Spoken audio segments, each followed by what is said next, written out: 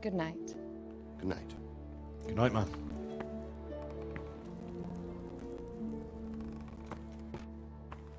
When you've done, you can sleep in the bedchamber of the courtyard lodge. And don't forget to take off those filthy boots before getting into bed.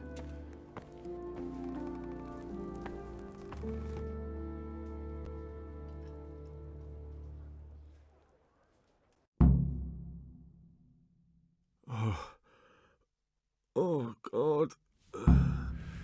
Eat. Food.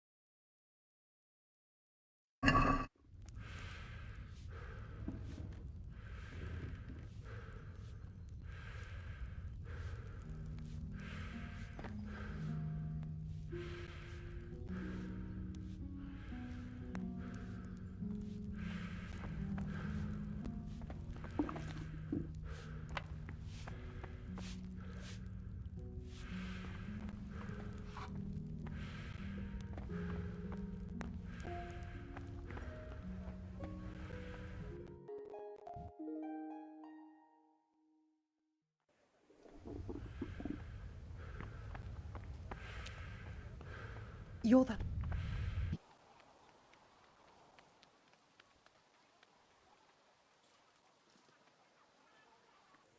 Sigismund's army appeared out of nowhere. There were so many of them, not just infantry, but cavalry, too. Those foreign mercenaries with their strange helmets and the souls of beasts. Heavens above.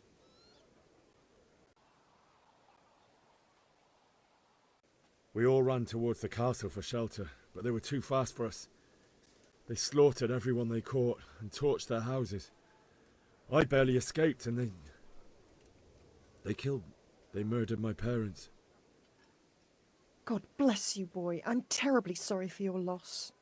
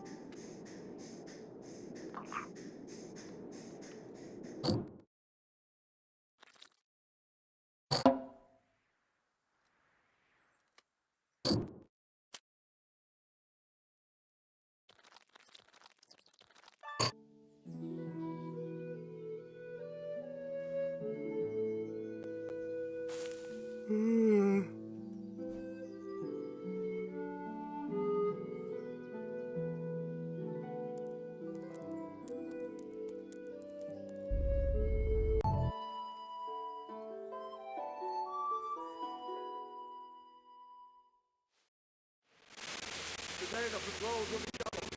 Keep your eyes peeled. If you see anything out of the ordinary, report it immediately. Understood? Yes, sir.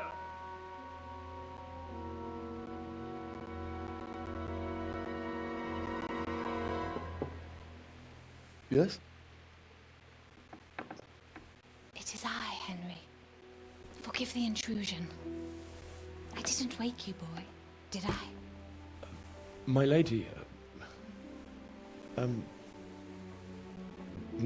no, not at all. But what brings you here at this hour? I thought you could do with a little wine. It's just what you need to help you sleep. My lady, thank you. You really shouldn't. You could have sent a servant. I was going to, but to tell you the truth, I couldn't sleep either. I thought of you while saying my prayers. How awful it must have been for you. I came to offer you solace, to let you know you're not alone. Thank you. Thank you kindly. You're welcome. Now, Henry, I know this is all very new and strange for you. But I want you to feel at home here. You're not to worry about anything except getting better. God knows you've been through a terrible ordeal. I know what it is to be left alone in the world, although your loss is much greater. But with God's help, the pain will ease in time. And it can help to talk about it, if you feel like it. I feel quite hungry.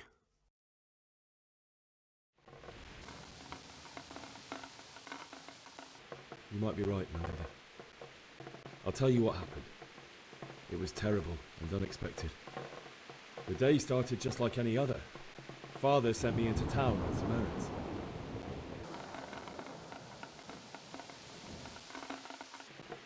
I met my friends right next to the Skalitz Ale House.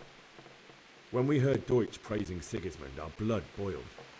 My mates decided to teach that fool to mind his tongue, so thanks to us, Deutsch had to scrape horse shit off his newly whitewashed house. How foul. When I'd done all the errands, I headed back home. I promised Father I'd help him with his work, and I was looking forward to it. He was forging a sword for Sir Radzig. The sword was taking shape when Sir Radzig himself came to have a look at it. He praised Father's work and said that with his smithing skills, he could easily make a living in Prague or Vienna. You don't say. But Sigismund's horde was already on the horizon, ready to attack the town. A horde of soldiers was amassed. Pennants flapped in the wind, the armour glinted in the sunlight, and the horses whinnied impatiently. They were waiting for Sigismund to give the command to attack. How awful. And then death descended on Skalitz. I looked towards the tavern and saw a group of Cumans chasing down my Bianca, murdering her for sport. There was nothing I could do to help her. You mustn't blame yourself. She's with the Lord now. I ran to the castle like our neighbours to take cover, but I didn't make it. I had to find another way to save myself. The men on the battlements called down to me to flee to Talmberg and warn you. I was lucky I knew a concealed path around the castle. I needed a horse to get to the safety of Talmberg and to warn you all. And with all that was happening, you thought of others like a good Christian. Then I heard a scream. It was Teresa, the mill wench.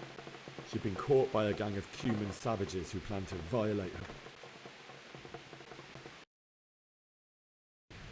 I wanted to help her. God knows I wanted to. Even though I had the sword we made for Sir Radzig, they had me outnumbered and they were well armed too. I only just managed to grab one of their horses and ride off. I couldn't help her any more than I could have helped my parents. It wasn't your fault. I'll never forget the horror. It will haunt me for the rest of my life. That's terrible. How could something like that happen? God alone knows why he lets such things happen. You poor boy. I understand your grief, but God is not to blame for the ills of this world. That is the work of Satan and those who do his bidding. Those who are corrupted by greed, envy, and pride. You must not lose faith, whatever life brings.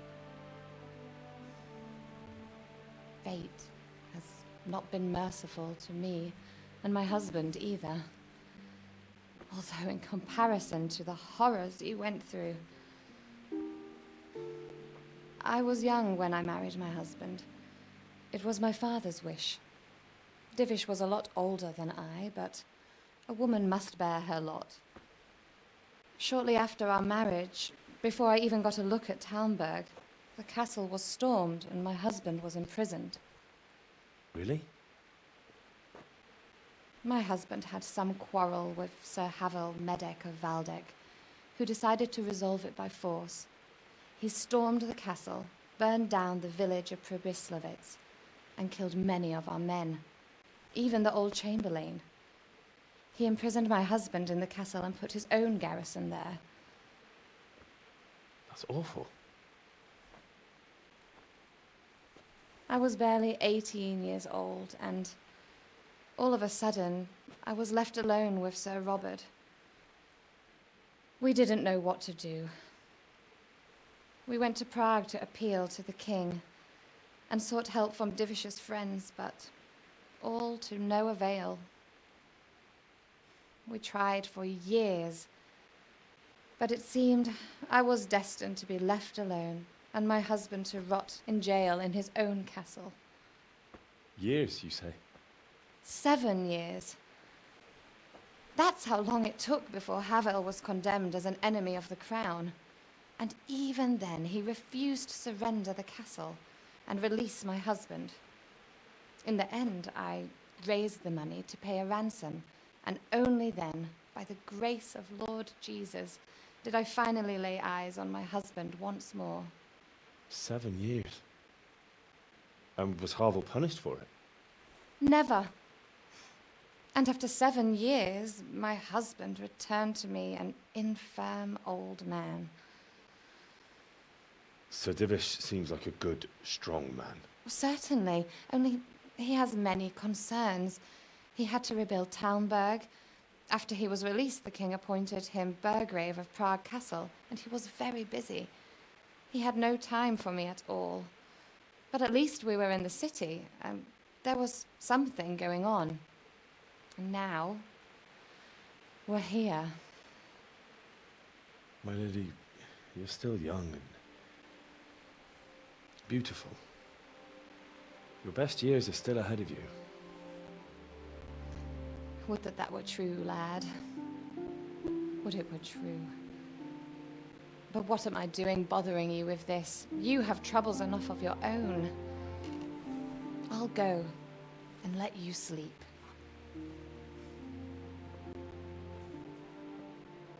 I enjoyed our little talk, Henry. Good night, and God bless. Good night, my lady.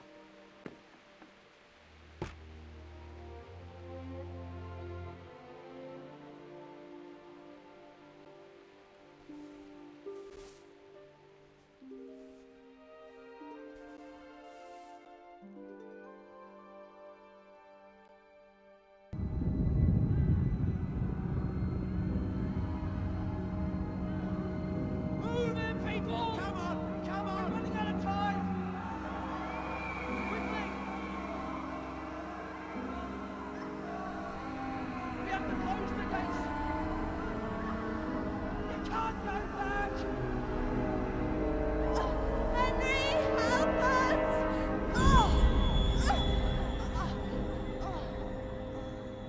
Help us, son. Don't be a coward.